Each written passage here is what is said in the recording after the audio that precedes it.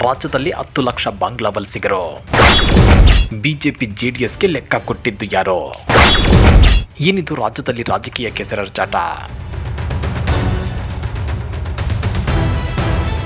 ರಾಜ್ಯದಲ್ಲಿ ಬರೋಬ್ಬರಿ 10 ಲಕ್ಷ ಬಾಂಗ್ಲಾ ವಲಸಿಗರಿದ್ದಾರೆ ಅಂತೇಳಿ ಕೆಲ ತಿಂಗಳ ಹಿಂದೆ ವಿಪಕ್ಷ ನಾಯಕ ಆರ್ ಅಶೋಕ್ ಆರೋಪಿಸಿದ್ರು.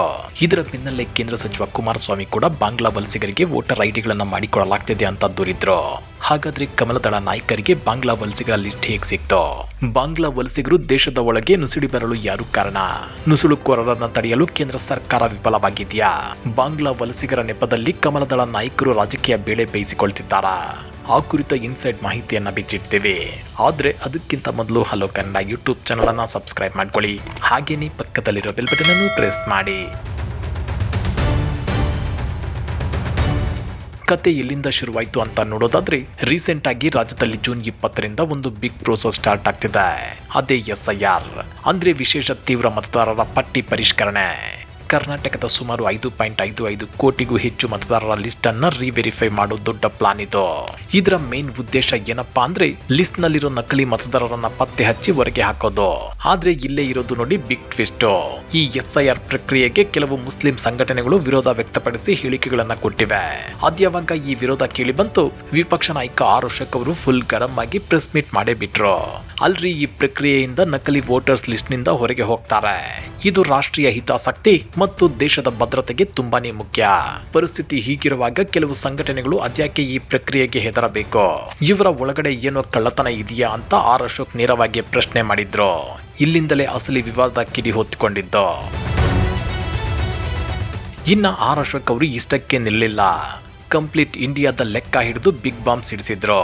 ಇಡೀ ಭಾರತದಲ್ಲಿ 2 ಕೋಟಿಗೂ ಹೆಚ್ಚು ಅಕ್ರಮ ಬಾಂಗ್ಲಾದೇಶಿ ವಲಸಿಗರಿದ್ದಾರೆ. ಅದರಲ್ಲಿ ಅತಿ ಹೆಚ್ಚು ಇರೋದು ಪಶ್ಚಿಮ ಬಂಗಾಳದಲ್ಲಿ, ಆಮೇಲೆ ಅಸ್ಸಾಂ ಮತ್ತು ಬಿಹಾರದಲ್ಲಿದ್ದಾರೆ ಅಂತ ಹೇಳಿದ್ರು. ಆದ್ರೆ ಅವರ ಮುಂದಿನ ಮಾತು ಇಡೀ ರಾಜ್ಯ ಬೆಚ್ಚಿ ಬೀಳೋ ತರ ಇತ್ತು. ಅಶೋಕ್ ಅವರು ಹೇಳಿದ್ದೇನೆಂದ್ರೆ, ನಮ್ಮ ಕರ್ನಾಟಕ ಒಂದರಲ್ಲೇ 10 ಲಕ್ಷಕ್ಕೂ ಹೆಚ್ಚು ಬಾಂಗ್ಲಾದೇಶಿಗರು ಅಕ್ರಮವಾಗಿ ವಾಸಿಸುತ್ತಿದ್ದಾರೆ.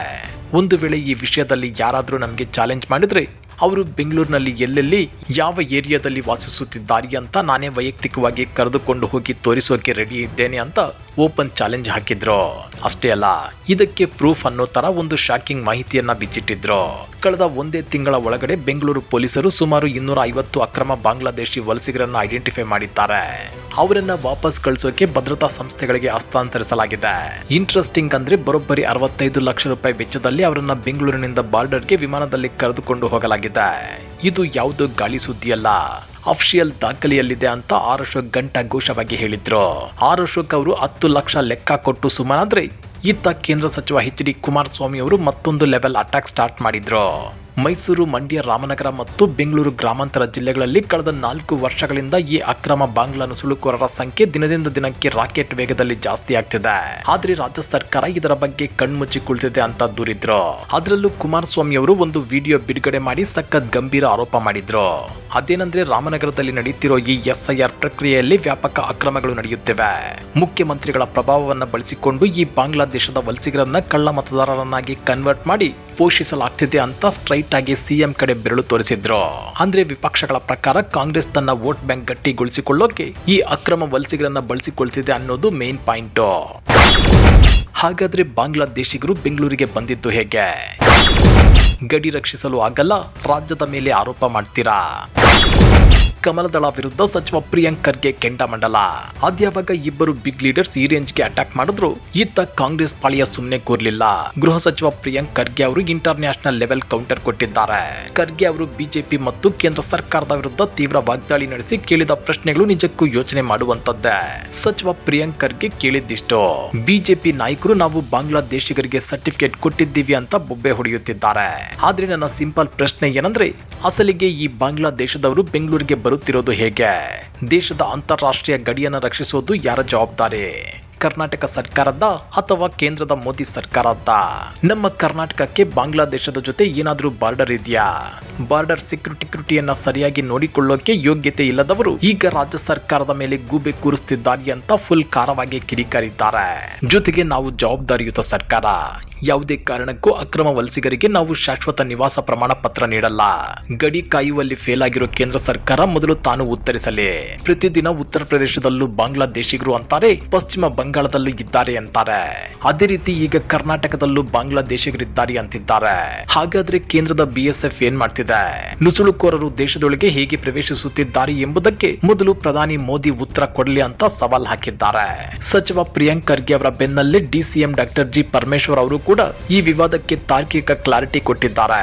ನೋಡಿ, ಭಾರತ ಚುನಾವಣಾ ಆಯೋಗ ಈ SIR ಪ್ರಕ್ರಿಯೆಯಲ್ಲಿ ಸಾರ್ವಜನಿಕರಿಂದ 13 ದಾಖಲೆಗಳನ್ನ ಕೇಳಿದೆ. ಅದರಲ್ಲಿ ಸ್ವಂತ ಮನೆ ಹೊಂದಿರುವ ಕುರಿತು ಮಾಹಿತಿಯೂ ಸೇರಿದೆ. ಜನರಿಗೆ ಅನುಕೂಲ ಮಾಡಿಕೊಡೋಕೆ ಆಧಾರ್ ಕಾರ್ಡ್ ಸೇರಿದಂತೆ ಎಲ್ಲ ಅಗತ್ಯ ದಾಖಲೆಗಳನ್ನು ಪರಿಶೀಲಿಸಿ ಅಧಿಕಾರಿಗಳು ಕೇವಲ ನಿವಾಸ ಪ್ರಮಾಣ ಪತ್ರ ನೀಡುತ್ತಿದ್ದಾರೆ. ಇದರಲ್ಲಿ ತಪ್ಪೇನಿದೆ ಅಂತ ಪ್ರಶ್ನೆ ಮಾಡಿದ್ದಾರೆ. ಅಷ್ಟೇ ಅಲ್ಲ, ಬಿಜೆಪಿಗೆ ಕಾಮನ್ ಸೆನ್ಸ್ ಇಲ್ವಾ ಅನ್ನೋ ರೇಂಜ್ಗೆ ಪರಮೇಶ್ವರ್ ವಾಗ್ದಾಳಿ ನಡೆಸಿದ್ದಾರೆ. ಯಾವುದೇ ವಿದೇಶಿ ಪ್ರಜೆಗೆ ಭಾರತೀಯ ಪೌರತ್ವ ನೀಡುವ ಅಧಿಕಾರ ರಾಜ್ಯ ಸರ್ಕಾರಕ್ಕೆ ಇಲ್ವೇ ಇಲ್ಲ. ಅದು ಸಂಪೂರ್ಣವಾಗಿ ಕೇಂದ್ರ ಸರ್ಕಾರದ ಅಧೀನದಲ್ಲಿ ಬರುತ್ತೆ. ಪರಿಸ್ಥಿತಿ ಹೀಗಿರುವಾಗ ಅಕ್ರಮ ವಲಸಿಗರಿಗೆ ನಾವು ಪೌರತ್ವ ಕೊಟ್ಟಿದ್ದೀವಿ ಅನ್ನೋ ಆರೋಪಕ್ಕೆ ಯಾವುದೇ ತಲೆಬುಡ ಇಲ್ಲ. ಬಿಜೆಪಿ ಅನಗತ್ಯವಾಗಿ ರಾಜಕೀಯ ಲಾಭಕ್ಕಾಗಿ ಜನರಲ್ಲಿ ಗೊಂದಲ ಸೃಷ್ಟಿ ಮಾಡ್ತಿದೆ ಅಂತೇಳಿ ಬಿಜೆಪಿ ಕಡೆ ಬೊಟ್ಟು ಮಾಡಿದ್ದಾರೆ. 2/3 ಬಹುಮತಕ್ಕಾಗಿ SIR ದುರುಪಯೋಗ. ಬಿಜೆಪಿ ವಿರುದ್ಧ BK ಹರಿಪ್ರಸಾದ್ ವಾಗ್ದಾಳಿ. ವಿಶೇಷ ಮತದಾರರ ತೀವ್ರ ಪರಿಷ್ಕರಣೆ ಪ್ರಕ್ರಿಯೆ ಮೂಲಕ 3/2 ಬಹುಮತ ಗಳಿಸಿ ಸಂವಿಧಾನ ಬದಲಿಸಲು ಬಿಜೆಪಿ ಸಂಚು ರೂಪಿಸಿದೆ ಅಂತೇಳಿ ಕೆಪಿಸಿಸಿ ಅಧ್ಯಕ್ಷ BK ಹರಿಪ್ರಸಾದ್ ಆರೋಪಿಸಿದ್ದಾರೆ. ಕಳೆದ ಜುಲೈ 7ರಂದು ಈ ಬಗ್ಗೆ ರಿಯಾಕ್ಟ್ ಮಾಡಿದ್ದ BK ಹರಿಪ್ರಸಾದ್ ಅವರು ಬಿಜೆಪಿ ವಿರುದ್ಧ ಸಿಕ್ಕಾಪಟ್ಟೆ ಗರಂ ಆಗಿದ್ರು. ಅವರ ಪ್ರಕಾರ ಬಿಜೆಪಿಗೆ ನೇರವಾಗಿ ಜನರ ಹತ್ತಿರ ವೋಟ್ ಕೇಳಿ ಅವರ ವಿಶ್ವಾಸ ಗೆದ್ದು ಅಧಿಕಾರಕ್ಕೆ ಬರೋಕೆ ಆಗ್ತಿಲ್ವಂತೆ. ಅದಕ್ಕೆ ಅವರು ಈಗ ಬ್ಯಾಕ್ ಡೋರ್ ಎಂಟ್ರಿ ಕೊಡ್ತಿದ್ದಾರೆ. ಅದಕ್ಕಾಗಿ ಅವರು ಬಳಸ್ತಾ ಇರೋ ಹೊಸ ಅಸ್ತ್ರವೇ SIR. ಈ SIR ಪ್ರಕ್ರಿಯೆನ ತಮಗೆ ಬೇಕಾದ ಹಾಗೆ ದುರುಪಯೋಗ ಮಾಡಿಕೊಂಡು ಚುನಾವಣೆಯಲ್ಲಿ 3/2 ಬಹುಮತ ಪಡೆದುಕೊಳ್ಳೋಕೆ ಬಿಜೆಪಿ ಸಂಚು ಮಾಡ್ತಿದೆ. ಅಷ್ಟೊಂದು ದೊಡ್ಡ ಮೆಜಾರಿಟಿ ತಗೊಂಡು ಕೊನೆಗೆ ನಮ್ಮ ದೇಶದ ಸಂವಿಧಾನವನ್ನೇ ಬದಲಿಸೋದು ಇವರ ಅಸಲಿ ಪ್ಲಾನ್ ಅಂತೇಳಿ BK ಹರಿಪ್ರಸಾದ್ ನೇರವಾಗಿ ಚಾಟಿ ಬೀಸಿದ್ರು. ಜೊತೆಗೆ ಈ ಹಿಂದೆ CAA ಮತ್ತು NRC ತರೋಕೆ ಟ್ರೈ ಮಾಡಿದ್ರಲ್ಲ, ಈಗ ಪ್ರಧಾನಿ ಮೋದಿ ಮತ್ತು ಗೃಹ ಸಚಿವ ಅಮಿತ್ ಶಾ ಅವರು ಈ SIR ಅನ್ನ ಹೊಸ ವೆಪನ್ ಮಾಡ್ಕೊಂಡಿದ್ದಾರೆ ಅಂತಿದ್ದಾರೆ. ಇದಕ್ಕೆ ಅವರು ಕೊಟ್ಟಿರೋ ಬೆಸ್ಟ್ ಎಕ್ಸಾಂಪಲ್ ಯಾವುದು ಗೊತ್ತಾ? ಪಶ್ಚಿಮ ಬಂಗಾಳ. BK ಹರಿಪ್ರಸಾದ್ ಹೇಳ್ತಿರೋ ಪ್ರಕಾರ ಅಲ್ಲಿ ಬರೋಬ್ಬರಿ 91 ಲಕ್ಷ ಮತದಾರರ ಹೆಸರುಗಳನ್ನ ವೋಟರ್ ಲಿಸ್ಟ್ ನಿಂದಲೇ ಕಿತ್ತು ಹಾಕಲಾಗಿದೆಯಂತೆ. ಇಮ್ಯಾಜಿನ್ ಮಾಡ್ಕೊಳ್ಳಿ, 91 ಲಕ್ಷ ಅಂದ್ರೆ ಸಣ್ಣ ನಂಬರ್ ಅಲ್ವೇ ಅಲ್ಲ. ಇನ್ನ 27 ಲಕ್ಷ ವೋಟರ್ ಗಳ ಭವಿಷ್ಯ ಏನಾಗುತ್ತೆ ಅನ್ನೋದು ಇನ್ನೂ ಸಸ್ಪೆನ್ಸ್ ಆಗಿ ಉಳಿದಿದೆ. ಸೋ ಫ್ರೆಂಡ್ಸ್, ಇಡೀ ಕತೆ ಕೇಳಿದ್ರಲ್ಲ, ಈಗ ಮ್ಯಾಟರ್ ನಿಮ್ಮ ಮುಂದಿದೆ. ಒಂದು ಕಡೆ ಕರ್ನಾಟಕದಲ್ಲಿ ಅಕ್ರಮ ವಲಸಿಗರ ಸಂಖ್ಯೆ ಹೆಚ್ಚಾಗ್ತಿದೆ.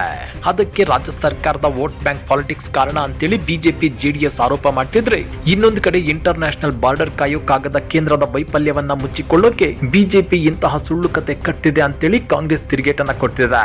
ಹಾಗಾದ್ರೆ ಈ ವಿಷಯದ ಬಗ್ಗೆ ನಿಮ್ಗೆ ಅನ್ಸುತ್ತೆ? ನಿಜವಾಗಿಯೂ ಕರ್ನಾಟಕದಲ್ಲಿ 10 ಲಕ್ಷ ಅಕ್ರಮ ವಲಸಿಗರು ಇರೋದಕ್ಕೆ ಸಾಧ್ಯನಾ? ಒಂದು ವೇಳೆ ಇದ್ರೆ ಇದಕ್ಕೆ ಯಾರು ಹೊಣೆ? ಗಡಿ ಕಾಯ್ದ ಕೇಂದ್ರ ಸರ್ಕಾರನ ಅಥವಾ ಇಲ್ಲಿ ಅವರಿಗೆ ಸಪೋರ್ಟ್ ಮಾಡ್ತಿರೋ ಸ್ಥಳೀಯ ರಾಜಕೀಯನ? ನಿಮ್ಮ ಅನಿಸಿಕೆಯನ್ನ ಕೆಳಗಡೆ ಇರೋ ಕಮೆಂಟ್ ಬಾಕ್ಸ್ ನಲ್ಲಿ ತಪ್ಪದೆ ಶೇರ್ ಮಾಡಿ. ವಿಡಿಯೋ ಇಷ್ಟ ಆಗಿದ್ರೆ ಲೈಕ್ ಮಾಡಿ, ನಿಮ್ಮ ಫ್ರೆಂಡ್ಸ್ ಗ್ರೂಪ್ ಗಳಿಗೂ ಶೇರ್ ಮಾಡಿ. ಹಾಗೇನೆ ಚಾನೆಲ್ಗೆ ಸಬ್ಸ್ಕ್ರೈಬ್ ಮಾಡೋದನ್ನ ಖಂಡಿತ ಮರಿಬೇಡಿ. ಮುಂದಿನ ಇಂಟ್ರೆಸ್ಟಿಂಗ್ ಪೊಲಿಟಿಕಲ್ ಅಪ್ಡೇಟ್ ನೊಂದಿಗೆ ಮತ್ತೆ ಸಿಗ್ತೇನೆ. ಅಲ್ಲಿವರೆಗೂ ಟೇಕ್ ಕೇರ್, ಬಾಯ್.